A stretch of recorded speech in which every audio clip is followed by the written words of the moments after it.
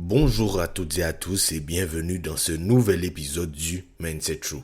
Le Mindset Show, c'est votre rendez-vous quotidien pour booster votre énergie, vous inspirer et vous accompagner vers une meilleure version de vous-même. Tout au long de ce podcast, j'ai pour objectif de vous motiver, de vous inspirer et de vous accompagner dans la réalisation de vos objectifs. Je suis Jordan, mentor et mindset coach et aujourd'hui, on s'attaque à un sujet qui touche énormément de personnes. Le sujet du jour, c'est la procrastination.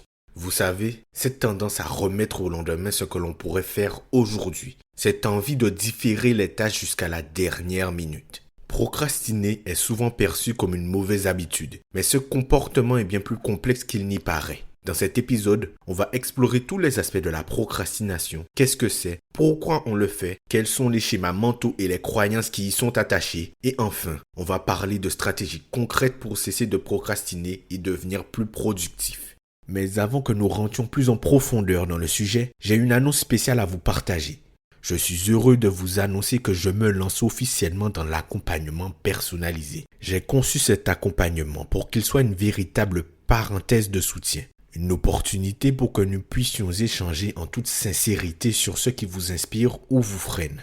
Et pour bien démarrer, je vous propose un premier appel de 30 minutes totalement offert. Un moment pour exposer vos défis, vos ambitions et vos objectifs. Ce sera l'occasion de discuter ensemble de votre situation et de voir ensemble comment je pourrais vous accompagner pour avancer concrètement. L'idée, c'est de créer une véritable synergie et de poser les bases de votre propre transformation.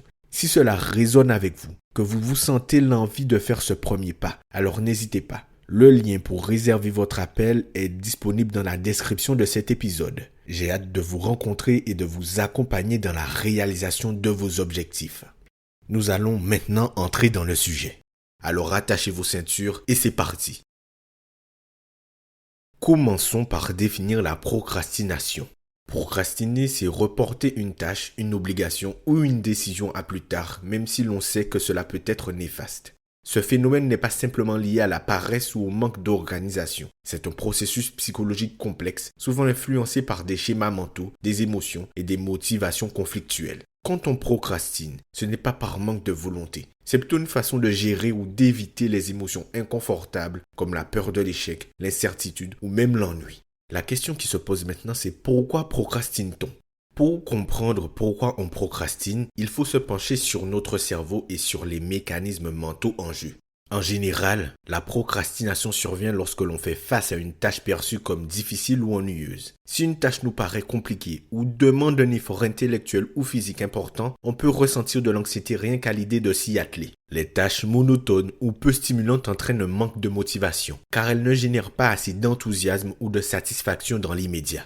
Lorsqu'une tâche n'a pas d'échéance imminente, il est tentant de la remettre à plus tard. Certaines tâches peuvent aussi être reportées si elles touchent à des domaines où l'on se sent vulnérable ou si l'on ressent la peur de l'échec. En reportant ces tâches, notre cerveau nous offre un répit temporaire en nous permettant d'éviter les émotions inconfortables, mais cette satisfaction est de courte durée. Nos schémas mentaux jouent un rôle clé dans notre tendance à procrastiner. Quand on a peur de ne pas être à la hauteur, on préfère parfois ne rien faire pour éviter de confirmer ce doute. Lorsque l'on se fixe des standards trop élevés, on procrastine par crainte de ne pas les atteindre. Ce perfectionnisme paralyse et empêche de démarrer. Certaines personnes pensent ne pas être capables de réussir la tâche, alors elles la remettent à plus tard. Ces schémas mentaux sont souvent renforcés par des croyances limitantes qui alimentent l'anxiété, la peur et le doute, ce qui rend difficile le passage à l'action. Il est intéressant de noter que la procrastination n'est pas complètement négative. Elle offre en réalité des avantages secondaires bien qu'ils soient temporaires. Lorsque l'on procrastine, on ressent un soulagement temporaire en évitant la tâche stressante. Ce soulagement est lié à la libération de dopamine, l'hormone de la récompense et du plaisir. En différant une tâche, notre cerveau obtient une récompense rapide car nous nous éloignons du stress et de l'anxiété liée à cette tâche. C'est pourquoi, à court terme, la procrastination nous procure une certaine satisfaction, ce qui en fait est un comportement addictif et difficile à éliminer. La procrastination est souvent liée à des croyances ancrées en nous depuis longtemps. Par exemple, la fameuse phrase « je fonctionne mieux sous pression ». Certaines personnes pensent que la pression de la dernière minute les rend plus efficaces, mais en réalité, cette pression peut souvent entraîner des résultats de moindre qualité. Je ne suis pas prêt à faire cette tâche. La procrastination peut également provenir de la croyance que l'on doit être parfaitement préparé pour agir. Cela produit simplement un cercle vicieux d'inaction. J'ai besoin de plus de temps pour être motivé. Attendre la motivation est une impasse. La motivation se construit souvent en passant à l'action. Même les plus petits pas permettent de lancer un élan de motivation. Ces croyances agissent comme des excuses, mais elles sont, en fin de compte, de simples barrières mentales qui nous empêchent d'avancer. Nous allons maintenant rentrer dans une partie de ce sujet qui est un peu plus profonde. Nous allons étudier ensemble le rôle de la dopamine dans la procrastination. La dopamine est un neurotransmetteur clé dans le processus de la procrastination.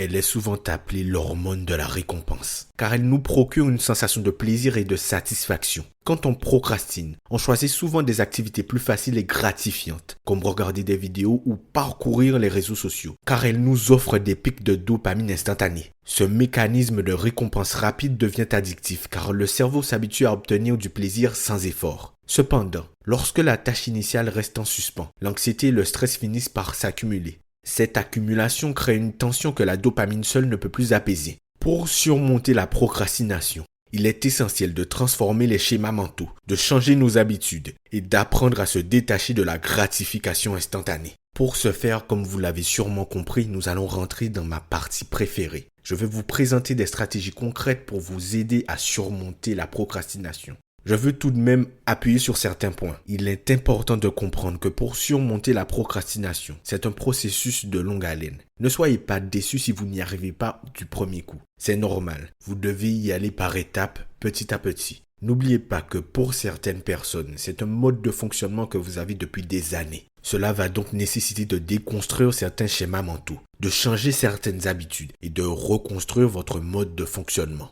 Je suis persuadé que certains d'entre vous ont eu la flemme d'un coup. Ils se sont dit, c'est trop de trucs en même temps, ça me fatigue. Mais je tiens tout de même à dire quelque chose. Le processus peut être long, mais la décision de changer ne dure qu'un instant. Il est de votre responsabilité, si votre situation actuelle ne vous plaît pas, de la changer. Je ne dis pas ça dans le vent. Je le dis parce que je suis moi-même passé par là. Je sais ce que c'est de procrastiner. Je sais ce que c'est de ne pas avoir confiance. Je sais ce que c'est de manquer de motivation. Je sais ce que c'est que d'être perdu, de ne pas savoir ce qu'on doit faire pour sortir de la galère. Mais je sais aussi ce que c'est d'en sortir et le plaisir que cela procure. Et c'est ce que je vous souhaite à tous.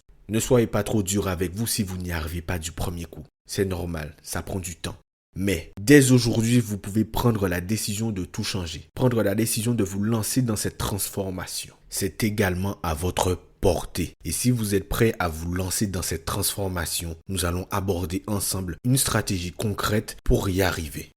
C'est un plan que j'ai détaillé pas à pas pour vous aider à mettre ça également en place dans votre vie. Ce n'est pas très compliqué, mais cela va vous demander un engagement certain et de la détermination pour y arriver. Mais je le répète, c'est totalement à votre portée. Il n'y a rien d'impossible à celui qui y croit. J'insiste énormément sur votre capacité à y arriver, car je sais à quel point le fait de ne pas avoir confiance en vous peut vous empêcher d'arriver là où vous le voulez. C'est assez paradoxal car on a ce désir au fond de nous d'y parvenir, mais quelque part quelque chose nous empêche, nous retient. Il y a un combat, cette dualité en nous qui nous empêche d'arriver là où nous le voulons sincèrement. Nous avons ce désir, cette chose que nous voulons atteindre, mais quelque chose nous y empêche, quelque chose nous retient. Et malheureusement, très souvent cette chose c'est nous-mêmes. Il y a comme une résistance qui nous empêche d'avancer vers ce que nous voulons.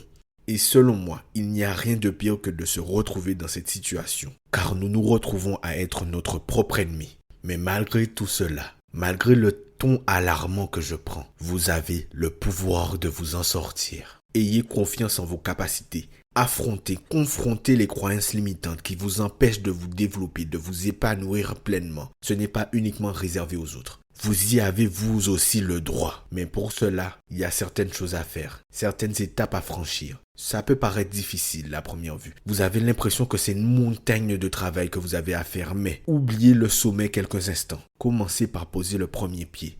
Concentrez-vous étape par étape, une étape à la fois. N'essayez pas de vous projeter, de voir les autres, de vous dire « Ah, ça va être compliqué ». Concentrez-vous, ne pensez pas au reste. Portez votre attention sur chacune des étapes, une à la fois. Le problème est que nous nous concentrons trop souvent sur le résultat que nous souhaitons atteindre. Et nous nous rendons compte que du point où nous partons, pour arriver là où nous voulons, il y a un long chemin à faire et cela peut être décourageant. Mais si vous prenez le temps de décortiquer les choses, de vous concentrer étape par étape, vous avancerez bien plus vite que vous ne pouvez l'imaginer. Maintenant, nous allons entrer dans le sujet car je me suis un peu égaré.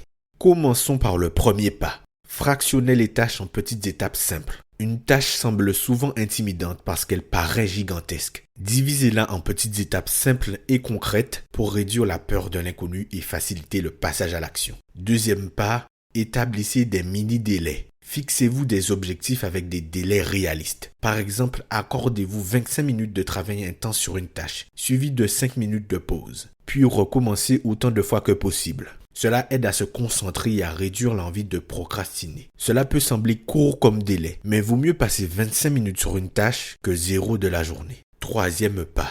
Récompensez-vous pour chaque tâche accomplie. Remplacez les distractions dopaminergiques par des récompenses contrôlées. Une fois que vous avez terminé une tâche, récompensez-vous par une activité agréable. Cela crée un cercle vertueux où la productivité est liée à la satisfaction. Quatrième pas. Créez un environnement propice. Limitez les distractions autour de vous, que ce soit en désactivant les notifications, en organisant votre espace de travail ou en bloquant les sites qui vous détournent de vos objectifs. L'environnement influence fortement sur notre capacité à rester concentré. Cinquième pas, redéfinissez l'échec. Plutôt que de voir l'échec comme une fin, considérez-le comme une étape d'apprentissage. Cette perspective réduit la peur et permet d'avancer sans attendre la perfection. Sixième pas, utilisez la visualisation. Avant de commencer une tâche, prenez quelques instants pour visualiser ce que vous ressentirez après l'avoir accompli. Cela crée une motivation intérieure en anticipant la satisfaction de l'objectif atteint, ce qui vous pousse à passer à l'action. Septième pas, travaillez sur vos croyances. Questionnez vos croyances limitantes autour de la procrastination. Remplacez les pensées comme « je fonctionne mieux sous pression » par « je peux être efficace dès maintenant en prenant un petit pas à la fois ».